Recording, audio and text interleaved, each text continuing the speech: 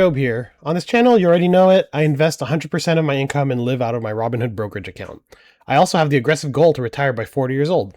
Today, you get to see that in practice and see exactly how I invest my full weekly 2.38k paycheck and live out of my Robinhood brokerage account as I pay bills from it.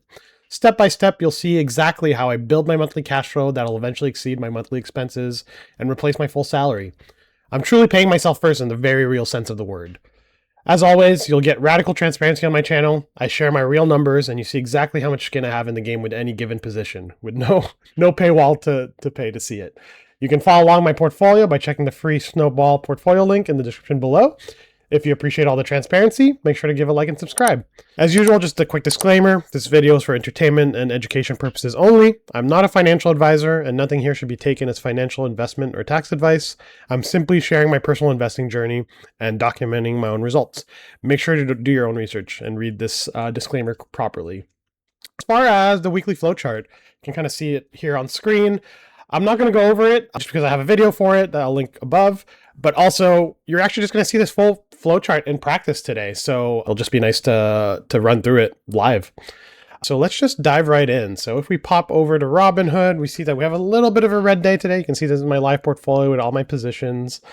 So first things first, let's just actually transfer the money to the brokerage account. So as I mentioned in another video, I created a secondary brokerage account. Now the spending account is being phased out. So you can kind of see my cash account here. My weekly paycheck got deposited here from work. So I have $2,386.01. So let's get that transferred over and invested. So let's do deposit funds and go from the cash account to confirm that's the number. Cool. And get that transferred over. Great. And you'll notice too that, so the paycheck this week is actually a little higher compared to what it was the other week. And the reason for that is that I actually stopped my 401k contribution for work. I realized a week or so ago that actually I wouldn't be getting the company match for my very first year that I'm at the company. So they only start giving you the match after a year. I originally thought that the match would be retroactive for the full year that you contributed, but turns out it's only from new contributions after that first year of employment. So for now, I've just kind of paused my contributions and I'll resume that when I've worked there a year. But for now, that will go to the brokerage account and kind of boost the spending that I have there, which is nice in the interim. But yeah, that's why it's a little bit higher there. So first things first. So typically I'll do like 10% into growth, right? Today I might maybe do a little bit higher than that just because I have like the 2386. And I was kind of debating two things. So I've been doing ore the last little while because it's been in a bit of a dip, as you can kind of, if we even check on the dip here. Or has been kind of consistently in the little dip here, and we could kind of keep buying it. But one thing I've been kind of looking at for the last little while was I was kind of debating between two different ones actually today. So this is kind of like Robinhood CF that they launched a couple months ago that invests into companies that are still private. So Databricks, Revolut, Mercor. Only a couple that I know in here are the main ones like Databricks, Aura, and things like that. But they have new investments in OpenAI, which is interesting, and Stripe, which I know. And 11 Labs is like an audio AI company. So they'll actually reveal their stake in the next quarterly update for this. So it's kind of interested to potentially get into this. It is also 25% margin maintenance, which is nice. There's another one that launched earlier this year from Fundrise. Where's my watch list here? Yeah, VCX. That also did good and invest in private companies and has got a crazy run this year because of all the private companies invested in. Like Anthropic got in there as well. But this one's 50% margin maintenance, unfortunately. And I'm kind of just sticking 25% margin maintenance now. So there's that. And then also like DRAM, which everyone has been talking about lately. And yeah, as we all know, memory has had a bit of a squeeze. And yeah, there's just like a lot that's putting pressure on it with the AI demands and whatnot. So all the companies that are kind of factoring into this, SK Hynix in Korea, Samsung are all getting shot up. But this is kind of a nice basket of that, holding a lot of those, especially these that are international, which are a bit harder to get your hands on if you just want those individually, unless you do a Korean index. But yeah, I was kind of debating between these two today, potentially. So yeah, honestly, I think I might go DRAM. So let's just do a little starter satellite position there on the growth side of things and kind of see how that holds up. As far as the thesis of this, of kind of like the memory bottleneck, I think that's going to last for a while. It seems like it's full up for the next couple of years, really. And there's only so many companies that are doing it. So this kind of feeds into like the AI play and a lot of the tech concentration that I have in the portfolio. So might actually just add a little bit there. Not going to go too crazy on it as far as the growth side of things, but we'll kind of up my exposure there on these companies here. So let's do that. So we'll do 386.01. So little buy here. So that's for the growth side of things on the portfolio today. Great. And then for the high yield portion, so I have $2,000 left to invest, right? If we kind of do the math here, 386.01, so I have $2,000 left. So yeah, this morning I actually started a starter position in GIAX. So X Funds Global Equity and Income ETF. If we take a look at that on their page, I talked about it on my last portfolio update last week, how I was kind of thinking about it. And yeah, they sell index call spreads on the US indices here to generate income, as well as international stuff. So they have a mix of stuff, right? Yeah, so they have some like international funds. They also have like small caps, S&P, and mid cap growth. So it helps to diversify a little bit from like the very tech exposure that I have on even on the high yield side, which is nice. And they do have some single stock names that they generate income from as well too, which is nice. So it's kind of like a good mix, good little basket of stuff that they have mixed in here. And it's weekly, does like 24% yield, has a 1.03% expense ratio for all the active management they do. And what's nice is that when I was kind of looking into it, and one thing too is that like I've been wanting to kind of fill the gap for basically every week I try to at least invest in something that like hasn't paid out yet, for example. So like on the last week of the month, it turns out that like my only choices to invest for like the previous week or during that week is something like CHPY, ULTY, or YMAX, which I'm pretty heavy in right now, so I don't want to go there. So I want to have more options there, and as far as like the weekly payers to invest in. So GIAX is a good one that I could potentially do here. So wanted to add that there into the mix. I was kind of considering a couple different things this week as far as that. I was looking at even QDT, QDTY, and kind of wanted to kind of just compare that on the chart without total returns, just to see how the NAV holds up. So TDAC, for example, is just there for like reference, but that holds up the best given that it like has a lower payout and tracks the index a lot better, right? But you can kind of see that GIX kind of leads the pack here if you compare it to QDTE, so ULTY and YMAX. So you can kind of see the NAV erosion in play here, and had a nice bounce back from the little rally that we've had in the last few weeks. So even QDTY might even be a better option here if I went for like the daily covered calls. But yeah, that was actually a lot closer to GIX. We can actually even switch it here to have an idea here. But that actually maybe even one I invest in eventually seems to hold up a little bit better than the Roundhill's QDTEs and CT. That might be another potential good weekly payer potentially that I might introduce eventually. So yeah, going to do GIAX this week. And it'll be my first X Funds ETF, which is cool. And still keeping an eye on blocks. That might potentially be another one that I add for crypto exposure.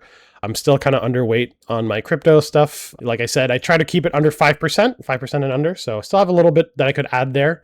So yeah, we'll just do that. We'll do another 2,000 into GIAX and add that and do that. Great. And yeah, and then actually as a surprise, not quite surprised buy today. So like I mentioned the other day too, I've been kind of running the test this month of investing all my weekly dividends for CHPY, ULTY, and YMAX, right? So I've been kind of investing them in safer yielders. And today I'll actually buck the trend on that. So for example, you have all my weekly payers here. So 141.27 from YMAX plus 415.85 from CHPY plus 205.47 from ULTY. So I have $762.59 to invest this week from that. That's going to deposit later today. And I'll just get that invested right now, actually. Normally I kind of do this off camera, and that pops up in my trades. But I think I'll get that invested. And when I say I'm going to buck the trend is that like normally I'd put that into like one of my safer yielders, right? Like do that in like TSPY, TDAC or whatnot. TSPY probably would have been a good one to do given that that's getting paid out next week, or even maybe KGLD here. But I just want to kind of get my GIX position established. I'll just kind of invest in another into that really and just kind of get that into a solid spot to start. So yeah, let's just do that. So 762.59. So that'll be my thing. And yeah, this will be, I'll try to keep this exception to a minimum. Ideally, like I said, like I want to take my weekly pairs and then invest those into safer yielders, right? But as far as like within the weekly pairs is actually probably the better one when you compare it and see it in this chart, right? CHPY obviously is not there because this would just be kind of like goes all the way up, but I'm pretty overweight in CHPY right now as far as the ultra yielders, right? So it's pretty big here. So don't want to go too crazy there and try to buy it more on dips. But yeah, so let's just do another buy of GIAX. So very heavy in GIAX today. Cool. So that's my full buys completed. We'll update the sheet later after we finish paying the bills. But yeah, there's only one bill to pay today. So if we pop over to my bill pay sheet, I actually paid the Robinhood bill earlier this week because it was due today and didn't want to cut it close. And yeah, the last other bill that I need to pay, there's two more bills. There's my mortgage next week that's coming out. And then there's also my Bank of America Summit card, Alaska card here that I need to pay today or on the 24th, but we'll just pay it out a little earlier. So I have $1,670.61 to do. So I'll just transfer that essentially to my cash account, like I mentioned, and then I'll draw bills out of there. And I really do that just to kind of like have a little bit of a layer of separation from my main brokerage account, and I don't want to draw the funds directly from there. Just in case, like if ever my bill payers get hacked or something, that they don't have like full access to my accounts to withdraw money, right? So there's a layer of separation there. So we'll just do that. So 1670.61, and just double check that again. Cool. So do for my individual to a cash account and get that transferred over. And after the video's done, I'll get that pulled for my credit card payment. Won't do that on screen. And great. That's all transferred over. And yeah, so you'll see that my buy power went down given the bill payment. And then also this will kind of replenish later today, just because you saw all those dividends that are coming through later today. It's a big day for dividends today. It's going to be big next 2 days in dividends. I have like over $1,500 getting deposited in the next 2 days. So that will replenish the buying power here, which is nice. And the margin total and margin used. So that will kind of bring down the margin used and bring up the margin total and also the cash available for withdrawal. So with that, let's just get our sheet updated. So let's pop over to the sheet, get our margin total updated, margin used, and get our new positions in here. So added that little bit of DRAM and then the GIAX. So DRAM will actually have to add a new section here for it. So just add that below, do the average cost, and yeah, we'll update some of that stuff later. And then GIAX, average cost here, and number of shares. And GIX is actually, I forgot to add the last few distributions here, at least to just calculate it. So 0.0778 plus 0.0765 plus 0.0733 plus 0.0735 divided by 4, just to kind of get the average, and then times 52 to get the yearly payout. So 391, and then we'll add that over here, essentially, just so you can get the rough yield that I'll be getting. That's how I kind of do my estimates there. I do rolling averages for 4 weeks for the weeklies and then 3 months for the monthlies. So with that, I've added like $57 of monthly income through the GIX buys I did today, which is nice. So I have like a little over 3K in there now. And then with that, so we have, if we look at with those numbers, I'm sitting at 395.7K in gross value when you add up all my positions. I'm using 179.7K of margin, and that gives me a net value of 216K. And what makes up that full 395.7K, that's 193.4K of that is growth, and 202.3K of that is high yield income now. So yeah, high yield income is firmly above growth now with how much more I'm investing into it. So I did like 85% of my paycheck into that and 15% into growth today. If we check into my margin health, so all the same numbers here, you'll see that my margin maintenance now is 98.9K. So this is the number my portfolio would have to fall to hit a margin call. And then the margin buffer is sitting at 117.1K. So that makes it that I have a 54.20% buffer if I go off the net portfolio value, which is pretty high. And then my margin buffer off the gross portfolio value is 29.59%. So if $117,000 would drop off this, right? A 29.59% drop on the gross portfolio value would be the equivalent of a 54.2% drop because of the margin amplification, right? So with that, my equity is sitting at 54.59%. My buying power, if you take your margin total, minus out your margin used, it's sitting at 84K. And then half of that is basically the cash available for withdrawal. So I could fully invest this if I wanted to, or if I could fully take out the cash and this would all go to zero. But I'd still have an okay buffer. It would be very tight, but it's technically a possibility. As far as my monthly income, right now with the averages, it's sitting at roughly 4.9K or $4,956. So almost hitting the 5K mark, which is great. If you take only my high yield income assets into account, that's actually like a 29.39% distribution yield. Or if you go off the full portfolio, that's a 15.67% yield roughly. So really at the end of the day, what's happening is that like I have like all this leverage, 179.7K, which I'm paying $670 a month for on interest, but I'm making $4,956 a month. So it's a great spread here and kind of keeps growing, right? So good deal if you ask me as far as like that. Definitely some risk there, of course, but for how my stuff is set up, pretty happy with that spread.